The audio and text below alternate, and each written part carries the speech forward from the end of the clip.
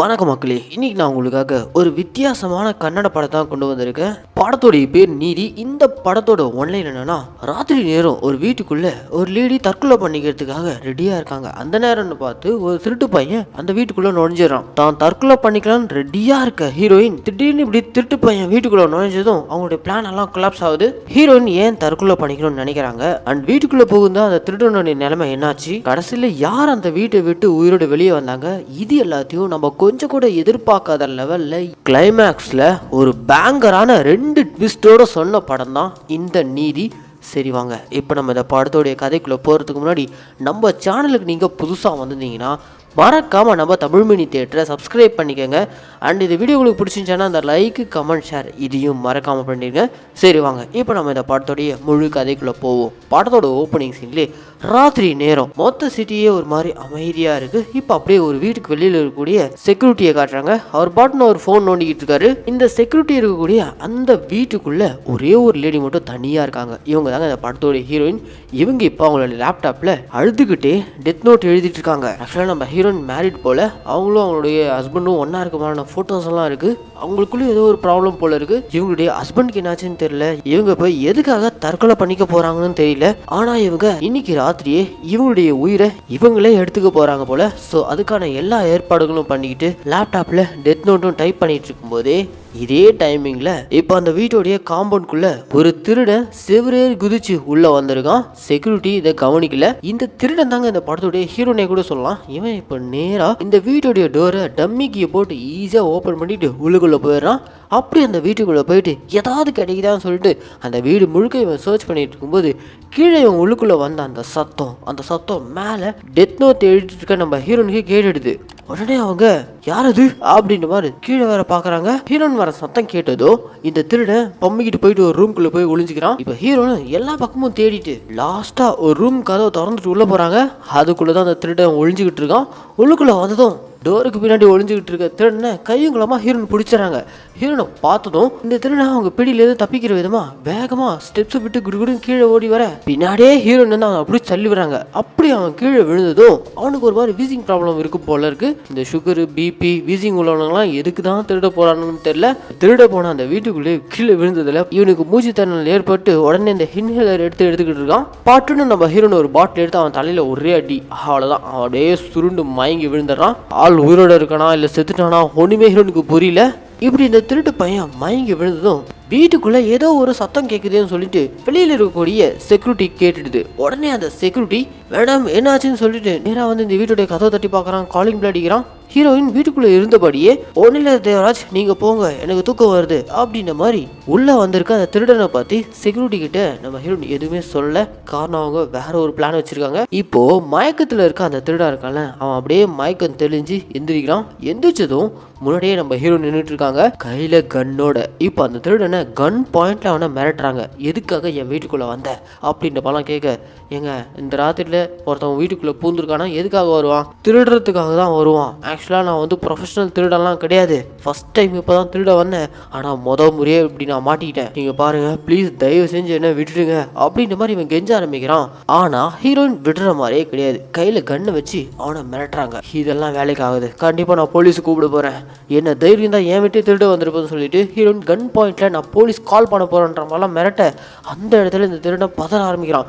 Please madam தயவு செஞ்சு போலீஸ்க்கெல்லாம் கால் பண்ணாதீங்க, என் மனைவிக்கு மட்டும் இந்த விஷயம் தெரிஞ்சா அவள் உயிரோடவே இருக்க மாட்டா, அவள் தற்கொலை பண்ணிப்பா, ப்ளீஸ் மேடம் கொஞ்சம் கருணை காட்டுங்க, என்னை தயவு செஞ்சு விட்டுருங்க, நான் இதுக்கப்புறம் இந்த மாதிரி திருட்டு வேலையெல்லாம் பார்க்க மாட்டேன் அப்படின்ற மாதிரிலாம் இவன் கெஞ்ச ஆரம்பிக்க, அப்போ அந்த இடத்துல நம்ம ஹீரோன் அவனை பார்த்து சரி ஓகே நான் உன்னை போலீஸில் பிடிச்சி கொடுக்கல, ஆனால் எனக்காக நீ ஒன்று பண்ணணும் அப்படின்ற மாதிரி ஹீரோயின் கேட்குறாங்க.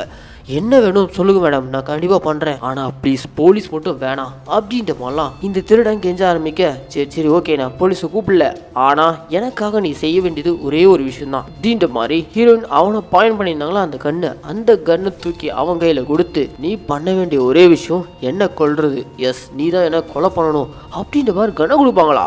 இதை கேட்டதும் திருடனுக்கு ஒரு மாதிரி விடவெடுத்து போயிடுறான். என்ன மேடம் சொல்றீங்க? கொலை பண்ண சொல்றீங்களா? வாய்ப்பே கிடையாது. நான் ஒரு சாதாரண ஆளு, நான் ஒரு ப்ரொஃபஷனல் திருடன் கூட கிடையாது. என்ன போய் கொலைகாரனாக்க போகிறீங்களா? சான்ஸே கிடையாது, என்னாலலாம் கொல்லலாம் முடியாது அப்படின்ற மாதிரி இவன் பயந்து போய் கதற. என்னடா விட்டா ஓவரா பேசுற? அவனை ஒரு ஃபோன் கால் தான், போலீஸ் வந்து உன்னை பிடிச்சிட்டு போயிடுவாங்க. ஐயோ ப்ளீஸ், சும்மா போலீஸ்னு சொல்லி என்ன பிளாக்மெயில் பண்ணாதீங்க. சொன்னா புரிஞ்சுக்கோங்க, என்னால உங்களை கொல்லலாம் முடியாது, நான் ஒரு சாதாரண ஆள் அப்படின்ற மாதிரி இந்த இடத்துல திருடன் கத்த ஆரம்பிச்சிடறான். ஏன்னா அவன் இந்த காம்பவுண்ட் எகிரி குச்சி வரும்போதே வெளியில ஒரு செக்யூரிட்டி இருக்கான்ற விஷயம் தெரிஞ்சுக்கிட்டு தான் உள்ள வந்திருக்கான். ஸோ வெளியில செக்யூரிட்டி இருக்கான். அவனை மட்டும் எப்படியாச்சும் கூப்பிட்டுட்டா போதும், இந்த பொண்ணு கிட்ட இருந்து இந்த வீட்டுல இருந்து எஸ்கேப் ஆயிடலாம்னு சொல்லிட்டு இந்த திருடன் காச்சு முச்சுன்னு கத்த ஆரம்பிக்கிறான். பட்டுன்னு நம்ம ஹீரோன் திரும்பவும் கன் வச்சு பாயிண்ட் பண்ணி அவனை இன்னொரு முறை உன் வாயில சவுண்ட் வந்துச்சு, உன் வாயில புல்லட் ஏறிடுவேன் அப்படின்ற மாதிரி மிரட்டி அவனை கூட்டிட்டு போயிட்டு மேல இருக்க ரூம்ல விட்டுட்டு வெளியில செக்யூரிட்டிக்கு ஏதோ சத்தம் கேட்குதுன்னு சொல்லிட்டு மேடம் என்னாச்சுன்ற மாதிரி அவன் கத்திட்டு இருக்கான். ஹீரோயின் இப்போ வெளியில வந்து என்னாச்சு செக்யூரிட்டி, எதுக்காக இப்போ கத்திட்டு இருக்கீங்க அப்படின்ற மாதிரி அவனையே திருப்பி கேள்வி கேட்க, அதுக்கு அந்த செக்யூரிட்டி இல்ல மேடம் வீட்டுக்குள்ளேருந்து ஏதோ சத்தம் கேட்டுச்சு, யாரோ கூப்பிட்ட மாதிரி இருந்துச்சு. சத்தமா? அப்படிலாம் எதுவும் கிடையாது, டிவி ஓடிக்கிட்டு இருக்கு, அந்த சவுண்ட் ஏதாவது கேட்டிருக்கோம், சரி நீங்க போய் ரெஸ்ட் எடுங்க அப்படின்ற மாதிரி அந்த செக்யூரிட்டியை சமாளிச்சுட்டு ஹீரோயின் இப்போ நேரா அந்த திருடங்கிட்ட வந்தா அவனை லாக் பண்ணி வச்சிருக்க அந்த ரூம்குள்ள இருக்கக்கூடிய ரெஸ்ட் ரூம் வழியா எஸ்கேப் ஆக ட்ரை பண்ணிட்டு இருக்கான். இங்க பார் திருடன் சார், உங்களால எங்கேயும் தப்பிக்கலாம் முடியாது, உங்களுக்கு ஒரே வழி என்ன கொன்னுட்டு தான் இந்த வீட்டுல இருந்து உங்களால வெளியேற முடியும். ஐயோ சும்மா அதே சொல்லாதீங்க மேடம். ஆமா உங்களுக்கு என்னதான் பிரச்சனை, எதுக்காக நீங்க தற்கொலை பண்ணிக்கணும்னு நினைக்கிறீங்க? அந்த கதையெல்லாம் உங்களுக்கு எதுக்கு? ஒழுங்கா என்னை ஷூட் பண்ணிட்டு இந்த வீட்டுல இருந்து எஸ்கேப் ஆயிக்கோ அப்படின்ற மாதிரி திரும்ப சொன்னதே சொல்ல இவன் கேட்கற மாதிரி இல்ல. சோ ரெஸ்ட் ரூம் வழியா வெளியே வந்து பால்கனில இருந்து எகிரி குதிச்சிடலான்னு பார்த்தா வெளியிலேயே செக்யூரிட்டி நின்றுட்டு இருக்கான். இவன் கண்ணில் மாட்டினாலும் போலீஸ் கிட்ட பிடிச்சு கொடுத்துருவானே, இது போக உள்ள இருக்க இந்த பொண்ணு வேற தற்கொலை பண்ணிக்கணும்னு நினைக்குது, நாம இவன் கண்ணில் மாட்டினதும் உள்ள அந்த பொண்ணு தற்கொலை பண்ணிக்கிறதும் கொலப்பலியும் சேர்ந்து நம்ம மேல விழுந்துருமேன்னு சொல்லிட்டு பயந்து போய் திரும்பவும் நம்ம ஹீரோ வீட்டுக்குள்ளே வந்துடுறான். அப்படி வீட்டுக்குள்ள வந்ததும் ஹீரோயின் கிட்ட வந்து பேசுறான். உங்களுக்கு என்னதான் மேடம் பிரச்சனை, எதுக்காக சாகணும்னு நினைக்கிறீங்க? அதுக்கு நம்ம ஹீரோயின் பாரு, அந்த கதையெல்லாம் கேட்காத, நீ வரதுக்கு முன்னாடி நான் என்னுடைய டெத் நோட்டை தான் எழுதிட்டு இருந்தேன், உன்னால தான் என்னுடைய பிளான் எல்லாமே கொலாப்ஸ் ஆச்சு, இப்போ நீ தான் என்னுடைய பிளானை எக்ஸிக்யூட் பண்ற அப்படின்ற மாதிரி திரும்பவும் அவன் கிட்ட கண்ணை கொடுக்க அவன் அப்படியே யோசிச்சுக்கிட்டே ஹீரோனை பார்த்து, ஏன் மேடம் நீங்களே உங்களை ஷூட் பண்ணிக்கலாம்ல, கரெக்ட் தான், ஆனா அதுக்கான தைரியம் தான் எனக்கு வரலையே. இந்த வீட்டுல இருந்து போலீஸ் கிட்ட மாட்டாம நீ எஸ்கேப் ஆகிற ஒரே வழி என்ன ஷூட் பண்ணி போட்டு தள்ளிட்டு தான் நீ எஸ்கேப் ஆகணும், அதை தவிர்த்து உனக்கு வேற வழியே கிடையாது அப்படின்ற மாதிரி ஹீரோயின் கண்ணை கொடுக்க, இது என்ன எஸ்கேப் ஆகிறதுக்கு வழியா, எனக்கான ட்ராப்பான்னு தெரியலையே ஆண்டவா அப்படின்ற மாதிரி திருடம் பாவம் நல்லா மாட்டிக்கிட்டு இருக்கான். ஒரு பக்கம் நம்ம ஹீரோயின் கொல்ல சொல்லி பிரஷர் கொடுத்துக்கிட்டே இருக்காங்க. இப்ப நீ என்ன கொல்லலன்னா வெளியில இருக்க செக்யூரிட்டி நான் கூப்பிட்டுருவேன் அப்படின்னு ஹீரோயின் கத்த, உடனே இந்த திருடன் ஹீரோனை பிடிச்சி கை கால்லாம் கட்டி ஒரு இடத்துல உட்கார வச்சுட்டு அந்த வீட்ல இருந்து எஸ்கேப் ஆயிடலாம் சொல்லிட்டு மெயின் டோர் கிட்ட வந்தா மெயின் டோர் எல்லாமே லாக், அந்த வீடோட எல்லா டோருமே லாக்ல இருக்கு. டோரோட கீ எங்க இருக்குன்னு சொல்லிட்டு வீடு முழுக்க தேடி பார்க்கறான், எங்க தேடியுமே இவனுக்கு டோர் கீயும் கிடைக்கல. இந்த பக்கம் ஹீரோயின் கதறிக்கிட்டு இருக்காங்க, இங்க பாரு உனக்கு இந்த வீட்டுல இருந்து தப்பிக்கிறதுக்கான ஒரே வழி வேற வழியே கிடையாது அப்படின்ற மாதிரி சொல்ல, உடனே இவனும் போயிட்டு கை கட்டுகளெல்லாம் அழுத்து விட்டு ஹீரோயின் திரும்பவும் இந்த திருட கையில கன்னை கொடுத்து ஷூட் பண்ண சொல்றாங்க. இவனும் ஷூட் பண்றதுக்காக எடுக்கிறான், ஆனா இவனால முடியல. அப்படியே திருடன் ஹீரோனை பார்த்து, தயவு செஞ்சு எதுக்காக நீங்க சாகணும்னு நினைக்கிறீங்க, அதையாச்சும் சொல்லுங்க அப்படின்ற மாதிரி இவன் கேட்க, இந்த இடத்துல தான் ஹீரோன் இவங்க எதுக்காக சாகணும்னு நினைக்கிறாங்கன்னு சொல்லிட்டு அவங்க லைஃப்ல நடந்த ட்ராஜடியான விஷயங்களை சொல்ல ஆரம்பிக்கிறாங்க. ஆக்சுவலா நம்ம ஹீரோன் இப்போ பிரெக்னெண்டா இருக்காங்களாம். இவங்க சாகணும்னு நினைக்கிறதே மெயின் ரீசன் இவங்களுடைய பிரெக்னன்சி, அதுக்கான காரணங்கள் அப்படியே ஒரு பிளாஷ்பேக். ஹீரோனோட அப்பா இருக்கார்ல, அவர் ஒரு பெரிய பிசினஸ் மேன், ஒரு பெரிய கார்பரேட் கம்பெனி வச்சு ரன் பண்ணிட்டு இருக்காரு. அந்த கம்பெனில டாப் லெவல் மேனேஜரா சாகர்ன்ற ஒருத்தர் வந்து ஜாயின் பண்ணியிருக்காரு. லாஸ்ட்ல போயிட்டு இருந்த ஹீரோன் அப்பாவுடைய கம்பெனியை ஒரே மாசத்துல பல பிளான்ஸ் அண்ட் சேஞ்சஸ் கொண்டு வந்து ப்ராஃபிட்டை கொண்டு வந்திருக்காரு. அவருடைய பேச்சு திறமை, அவருடைய ஆட்டிடியூட், ஆஃபீஸில் சாகர் நடந்துக்கிற விதம், இதெல்லாம் பார்த்துட்டு ஹீரோயினுக்கு சாகர் ரொம்பவே பிடிச்சி போயிடுது.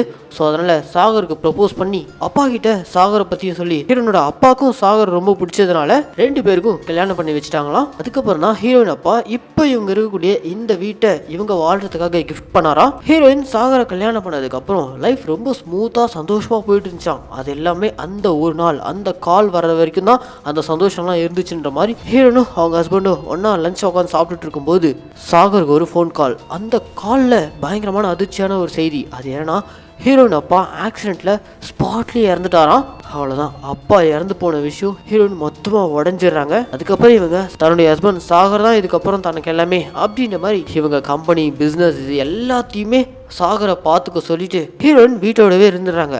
எப்போ இவங்க அப்பா இறந்து போன அந்த செய்தி கேள்விப்பட்டாங்களோ அப்போதுலேருந்து சாகருடைய ஆட்டிடியூட் கொஞ்சம் கொஞ்சமாக மாற ஆரம்பிச்சிருக்கு. இதுக்கு முன்னாடி எந்த அளவுக்கு சாகர் தன் ஒய்ஃபை பாசத்தோட பார்த்துட்டானோ அது எல்லாத்தையுமே போக போக மாற ஆரம்பிச்சிருக்கான். கொஞ்சம் கொஞ்சமாக ஹீரோனை அவாய்ட் பண்ண ஆரம்பிச்சிருக்கான். ஒரு நாள் நம்ம ஹீரோன் பிரெக்னென்ட்ன்ற விஷயத்த சொல்கிறாங்க. ஆனால் அதை கூட அவன் பெருசாக எடுத்துக்காம அவன் பாட்டுன்னு ஒர்க் பிஸிலே இருக்கான். சரி ஓகே, நம்ம கம்பெனியை மேலே கொண்டு வரதுக்காக தான் இந்த அளவுக்கு உழைக்கிறான்ற மாதிரி ஹீரோன் நினச்சிட்டு இருக்காங்க. ஆனால் காரணம் அது கிடையாது. ஆக்சுவலாக அந்த சாகருக்கு அவங்க கம்பெனிலே ராகினின்ற செக்ரட்டரி கூட அஃபேரில் இருக்காங்க. இந்த விஷயம் நம்ம ஹீரோன் தெரிஞ்சுக்கிட்டு இது என்ன மாதிரியான ரிலேஷன்ஷிப் உங்களுக்குள்ள என்ன ஓடிக்கிட்டு இருக்கு அப்படின்ற மாதிரி கேட்க, ஆமா நான் அந்த பொண்ணை லவ் பண்றேன், நாங்க 2 பேரும் கல்யாணம் பண்ணிக்க போறோம் அப்படின்ற மாதிரி ஓப்பனா சொல்றான். இதை கேட்டு ஹீரோனுக்கு இன்னொரு இடி. எதுக்காக என்ன கல்யாணம் பண்ணுன்ற மாதிரி ஹீரோன் கேட்க, எல்லாம் உங்ககிட்ட இருக்கக்கூடிய பணத்துக்காக தான், உன் பணத்துக்காகவும் உன் சொத்துக்காகவும் தான் நான் உனக்கு கல்யாணம் பண்ணேன் அப்படின்ற மாதிரி இந்த சாகர் ஓப்பனா பேசி ஹீரோயினை பயங்கரமா காயப்படுத்துறான். அதோட மட்டும் விடாம ஹீரோனோட மொத்த சொத்தையும் அபகரிக்கிற விதமா பத்திரத்துல கையெழுத்து போட சொல்லி வற்புறுத்திட்டு இருக்கான். ஆனா ஹீரோன் போட மாட்டேன்றாங்க. நீ இந்த பத்திரத்துல சைன் போடலன்னா உன்கிட்ட இருந்து இந்த சொத்தை எப்படி அபகரிக்கணும்னு எனக்கு தெரியாதா? வெளியே இருக்கானே இந்த வீட்டோடைய செக்யூரிட்டி, அவன் கூட என் ஆள் தான். இன்னிலேருந்து உன்னால இந்த வீட்டுல இருந்து வெளியே போக முடியாது, இந்த போன் மட்டும் தான் நீ யூஸ் பண்ணணும் அப்படின்ற மாதிரி இவளுடைய ஹஸ்பண்ட் டோட்டலா இவளை ஹவுஸ் அரெஸ்ட் பண்ணி வீட்டுக்குள்ளே வச்சிருக்கான். அதோட மட்டும் இல்லாம ஒரு நாள் நைட் நம்ம ஹீரோயின் அவங்க ஹஸ்பண்ட் தனியா நின்று பேசிட்டு இருக்கத ஓட்டி கேட்டுட்டு இருக்காங்க. இந்த சாகர் பைப்புல என்ன பேசிட்டு இருக்கானா, என் மாமனார் ஆக்சிடென்ட்ல செத்தாலும் செத்தான், சாகறதுக்கு முன்னாடி உயிர் எழுதி வச்சுட்டு போயிருக்கான். இந்த சொத்துக்கள் எல்லாத்துக்கும் வாரிசான என் ஒய்ஃப், அவ செத்ததுக்கு அப்புறம் தான் அவளுடைய ஸ்பௌஸ் ஆன எனக்கு இந்த சொத்து வருமா. ஸோ அவ உயிரோட இருக்கிற வரைக்கும் இந்த கம்பெனி, இந்த சொத்து, இந்த பணம், இது எதையும் என்னால அனுபவிக்க முடியாது. அதனால வேற வழியே இல்லை, அவளை போட்டு தள்ளிட வேண்டியதான்னு சொல்லிட்டு இவன் யாரு கூடயோ காலில் பேசிட்டு இருக்கான். அடுத்த வாரம் இவன் பிசினஸ் மீட்டிங்கா வெளியூர் போறானா, அந்த கேப்ல வச்சு ஹீரோனை போட சொல்லி பிளான் வச்சிருக்கான் போல.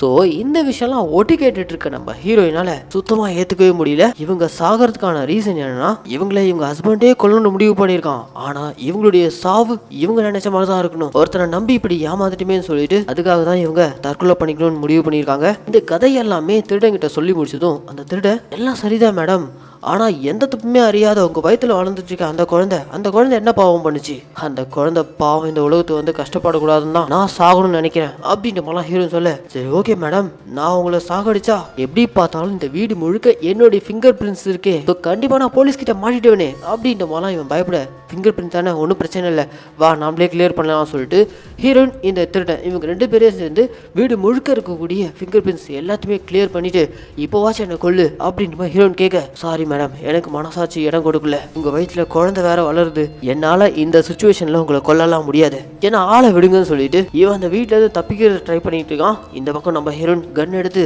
அவங்களே தைரியத்தை வரவழைச்சு ஷூட் பண்ணிக்கிறதுக்காக நின்றுட்டு இருக்காங்க. உடனே திருடனுக்கு மனசு கேட்காம போயிட்டு அவங்க கிட்ட இருக்க கண்ணை பிடிக்கிறான். உங்களுக்கு என்ன பைத்தியம் பிடிச்சிருக்கு, எதுக்கு சாகணும் துடிக்கிறீங்க? சாவுன்றது சாதாரண விஷயம் நினைக்கிறீங்களா?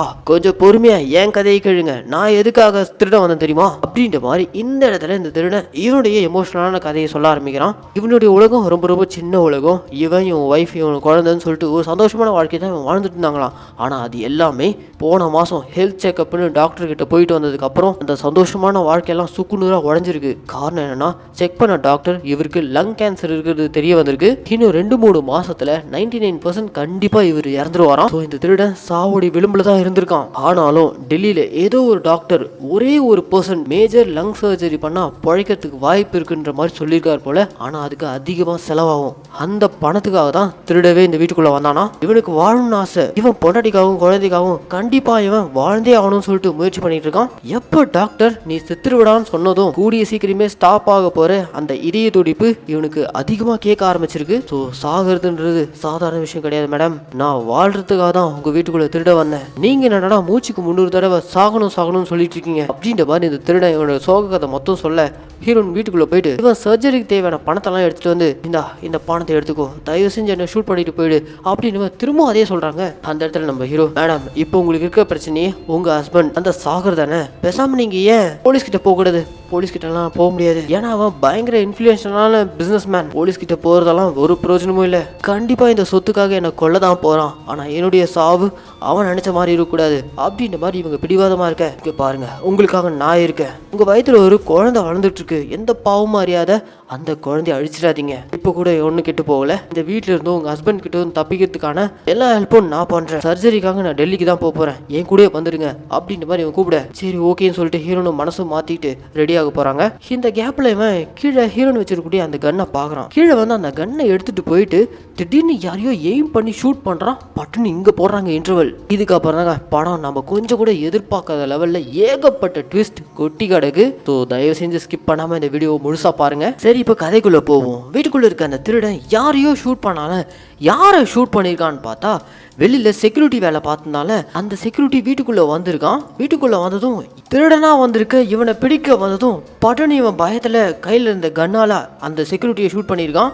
செக்யூரிட்டி இப்போ ஸ்பாட்லயே இறந்துட்டான். பாவம், இந்த திருடனுக்கு என்ன பண்றதே தெரியல. கன் ஃபயர் சத்தம் கேட்டு ஹீரோ ஓடி வந்து பார்க்குறாங்க. வந்து பார்த்தா அங்கே செக்யூரிட்டி செத்து கிடக்கிறத பார்த்துட்டு இவனை ஏன் கொன்ன அப்படின்னு கேட்க திடீர்னு வீட்டுக்குள்ளே வந்துட்டான். என்ன வேற பார்த்துட்டான். எனக்கு என்ன பண்ணுறதுன்னு தெரியல. என்னையும் மீறி நான் அப்படியே ஃபயர் பண்ணிட்டேன் அப்படின்ற மாதிரி திருடன் ஒரு மாதிரி பதறிட்டு சொல்ல, சரி ஓகே, இப்போ இவனுடைய பாடியை மறைச்சாகணும். அதுக்கு என்கிட்ட ஒரு பிளான் இருக்கு அப்படின்ற மாதிரி இந்த இடத்துல நம்ம ஹீரோயின் ஒரு விஷயத்த சொல்றாங்க. ஆக்சுவலா இந்த வீட்லயே சீக்ரெட்டா இவங்க ஹஸ்பண்ட் சாகர் ஒரு ரூமை மெயின்டைன் பண்ணிட்டு இருக்கானா. அந்த ரூம்ல தான் பணம், டாக்குமெண்ட்ஸ் இது எல்லாமே இருக்கான். அந்த சீக்ரெட் ரூம்குள்ள இவங்க ஹஸ்பண்ட் சாகர் பணத்தை எடுக்கிறதுக்காக போகும்போது செக்யூரிட்டி சாகரை பார்த்து எனக்கு பணம் வேணும், இல்லைன்னா நீங்க இந்த வீட்டுக்குள்ள பண்ணிட்டு இருக்க திருட்டுத்தனமான வேலை எல்லாத்தையுமே நான் வெளியில போட்டு கொடுத்துருவேன் அப்படின்னு மாதிரி பிளாக்மெயில் பண்ணிருக்கணும். அதனால கோவத்துல சாகர் இந்த செக்யூரிட்டியை கொண்டுட்டான் அப்படின்ற மாதிரியான ஸ்டோரியை குக் பண்ணிடலாம். அதுக்கு முதல்ல இந்த செக்யூரிட்டியோட பாடியை கொண்டு போயிட்டு சாகரோடைய அந்த சீக்ரெட் ரூம்குள்ள போயிட்டா கண்டிப்பா போலீஸ் சாகர் தான் இவனை கொண்டிருக்கான்ற மாதிரி நம்ப ஆரம்பிச்சிருவாங்க. ஆனா அந்த சீக்ரெட் ரூம்கான கீ என்கிட்ட கிடையாது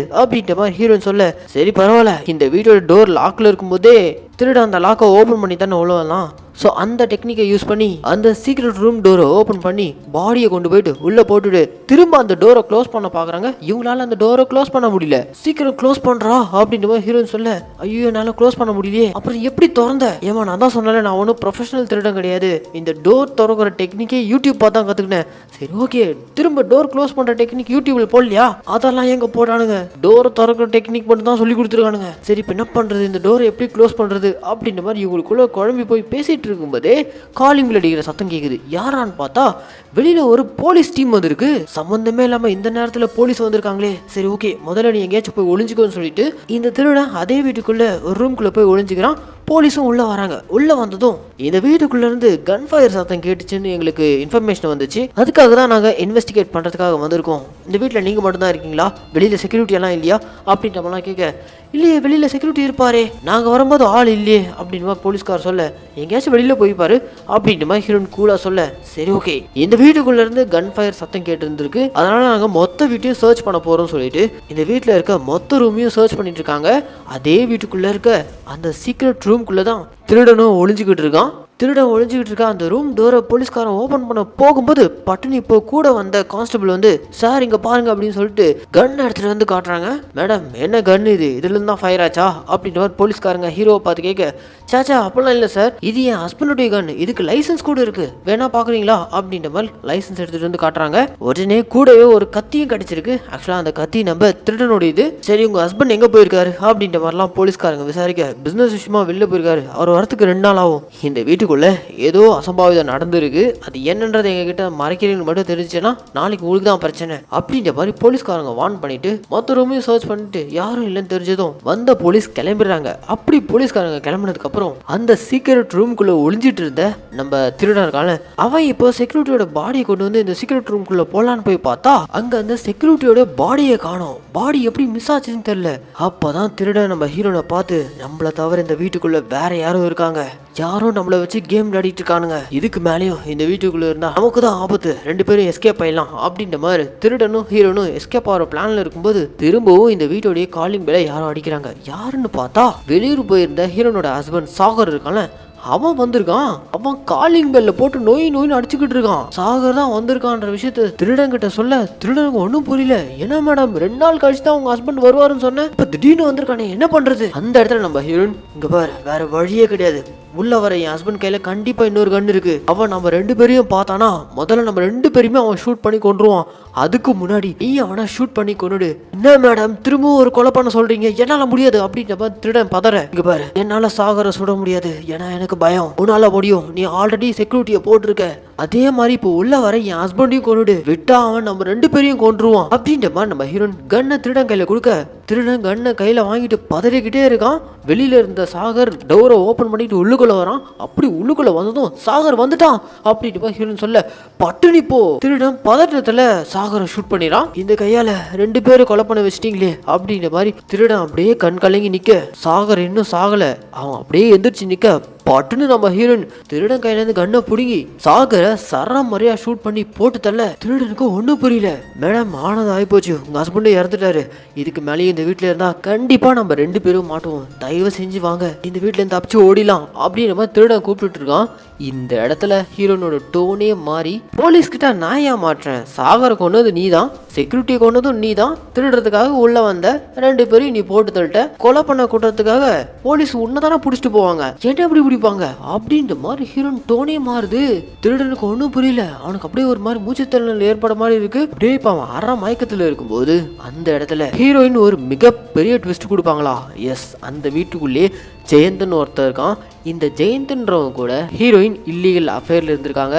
ஹீரோயின் திருடன்கிட்ட சொன்ன அந்த கதையில அவங்க ஹஸ்பண்ட் சாகர் தான் கேட்டவன். அவன் இல்லீகல் அஃபேர்ல வச்சிருந்து இவளை கழட்டி விட்டுட்டு அவளை கல்யாணம் பண்ணிட்டு மொத்த சொத்தையும் அபகரிக்கிறது தான் சாகருடைய பிளானா இவ சொல்லியிருப்பாள். அது எல்லாமே போய் ஆக்சுவலாக அந்த கதையில் ஹீரோயின் தான் வில்லியே. இவளுக்கு தான் அவங்க ஹஸ்பண்ட் சாகருடைய சொத்து மொத்தம் தேவை. அண்ட் அது போக இவ தான் ஜெயந்தன்ற ஒருத்தவங்க கூட இல்லீகல் அஃபேரில் இருக்கா. ஸோ ஹஸ்பண்டை போட்டு தள்ளிட்டு அவன் சொத்தை மொத்தத்தையும் அபகரிக்கணும் தான் இவன் பிளான் பண்ணியிருக்கா. அதுக்காக போடப்பட்ட பிளான் தான் இது எல்லாமே.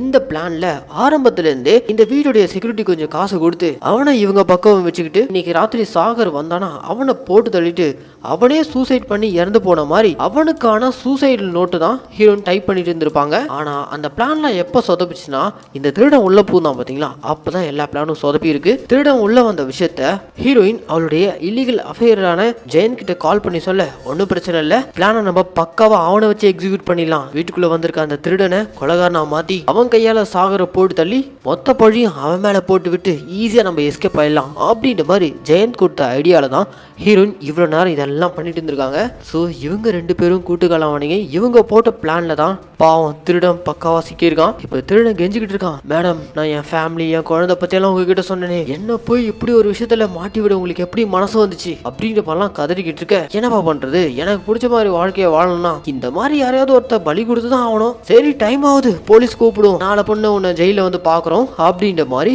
ஹீரோனும் அந்த ஜெயந்தும் ஓவரா பேசிட்டு அங்க இருந்து கிளம்ப பாக்குறாங்க. அப்ப திருடன் ஒரு மிகப்பெரிய ட்விஸ்ட் கொடுப்பான் பாருங்க. இந்த வீட்டுக்குள்ள போலீஸ் வந்து ரொம்ப நேரம் ஆகுது அப்படின்ற மாதிரி சிரிச்சுக்கிட்டே பாக்கெட்ல இருந்து போலீஸ் ஐடென்டி கார்டு எடுத்து காட்டுவானா. எஸ், ஆக்சுவலா திருடனே கிடையாது. ஆக்சுவலா இவர் ஒரு போலீஸ் இன்ஸ்பெக்டர். இந்த ட்விஸ்ட்டை கண்டிப்பா யாருமே எக்ஸ்பெக்ட் பண்ணிக்க மாட்டீங்க. இங்க இருந்து தான் இவர் ஒரு கதையை சொல்ல ஆரம்பிக்கிறாரு. ஆக்சுவலா ஹீரோயினும் இந்த ஜெயந்தும் சேர்ந்துக்கிட்டு சாகரை கொலை பண்ண போற அந்த பிளானை சாகருக்கு முன்னாடியே தெரிஞ்சிருக்கு. எப்படி தெரிஞ்சிருக்குன்னா, ஹீரோயின் இந்த செக்யூரிட்டி காசு கொடுத்து அவனை இவங்க பக்கம் கரெக்ட் பண்ணி வச்சிருந்தாங்கல்ல. ஆனால் அந்த செக்யூரிட்டி பயங்கர விசுவாசி. இவங்க கிட்ட இருந்து வாங்கின அந்த பணத்தை எடுத்துக்கிட்டு நேராக சாகர் கிட்ட போயிட்டு, சார் உங்க ஒய்ஃப் உங்களை கொலை பண்ண பிளான் பண்ணியிருக்காங்க, அதுக்கு உடனே என்னையும் இருக்க சொல்லியிருக்காங்க, ஆனால் என்னால் முடியாது சார் அப்படின்ற மாதிரி செக்யூரிட்டி எல்லா பிளானையும் சாகர் கிட்ட போய் சொல்ல, தான் ஒய்ஃபே தன்னை கொலை பண்ண முயற்சி பண்ணியிருக்காளேன்னு சொல்லிட்டு இந்த விஷயத்த இவனுடைய க்ளோஸ் ஃப்ரெண்டான இன்ஸ்பெக்டர் இப்போ திருடனா உள்ள வந்திருக்காருல, அவர் தான் என்னுடைய பழைய ஃப்ரெண்டு போல, அவர்கிட்ட போய் இவனை கொல்றதுக்காக இவன் ஒய்ஃபே போட்டு ஸ்கெட்சை பத்தி சொல்ல, சரி ஓகே அவங்க போடுற பிளான் எக்ஸிக்யூட் பண்ணட்டுமா, அப்படி எக்ஸிக்யூட் பண்ணா என்ன போட்டு தருவாங்களே அப்படின்ற மாதிரி சாகர் பதற, அது நடக்காது, சின்னதா ஒரு விஷயம் மாத்தனா போதும், எலிங்களை பொறி வச்சு பிடிச்ச மாதிரி எவிடன்ஸோட இதுங்க 2த்தையும் பிடிச்சிடலான்ட்டு இன்ஸ்பெக்டர் கொடுத்த ஐடியா என்னன்னா, ஹீரோயின் சாகரை கொல்றதுக்காக வச்சிருக்கூடிய அந்த கன்னை மாத்தி வச்சிருக்காங்க. எஸ், ஆக்சுவலா வீட்டுல இருந்தது ஒரு டம்மி கன்ல சுடுவாங்க. சாகர் சாகவே இல்லைங்க. சட்டுனாங்க சாகரும் எந்திரிச்சிருவானா. அந்த செக்யூரிட்டியும் சாகல, செக்யூரிட்டி அந்த ஸ்பாட் வரான். இப்படி இவங்க 3 பேர் போட்ட பிளான்ல ஹீரோயினும் அந்த ஜெயந்தன்றனும் வசமா மாட்டிக்கிறாங்க. கடைசியா பக்கா எவிடன்ஸோட இவங்களை அரெஸ்ட் பண்ணி கூட்டு போக அப்படியே இந்த படத்தையும் முடிக்கிறாங்க. என்ன மக்களே, படத்துடைய கிளைமேக்ஸ் மொத்த படத்துடைய பாயிண்ட் ஆஃப் வியூ மாத்திருக்கும்ல. இந்த ட்விஸ்ட்டை யாராவது கெஸ் பண்ணியிருந்தீங்கன்னா மறக்காம கமெண்ட் பண்ணுங்க. இதே மாதிரி சூப்பரான படங்களை நீங்க தொடர்ந்து பார்க்கணும்னு ஆசைப்பட்டீங்கன்னா தமிழ் மினி தியேட்டரை சப்ஸ்கிரைப் பண்ணிக்கோங்க. கூடவே பெல் ஐக்கானையும் ப்ரெஸ் பண்ணிக்கிட்டா தான் நம்ம மினி தியேட்டரில் ரிலீஸ் ஆகக்கூடிய படங்கள் எல்லாமே உங்கள் கைக்கு டைமிங் வந்து சேரும். அண்ட் இந்த வீடியோ உங்களுக்கு பிடிச்சிருந்துச்சுன்னா இந்த லைக் கமெண்ட் ஷேர் இதையும் மறக்காமல் பண்ணிடுங்க. இதே மாதிரி ஒரு சூப்பரான படத்தோட நான் உங்களை நாளைக்கு சந்திக்கிறேன். டாடா, பாய் பாய்.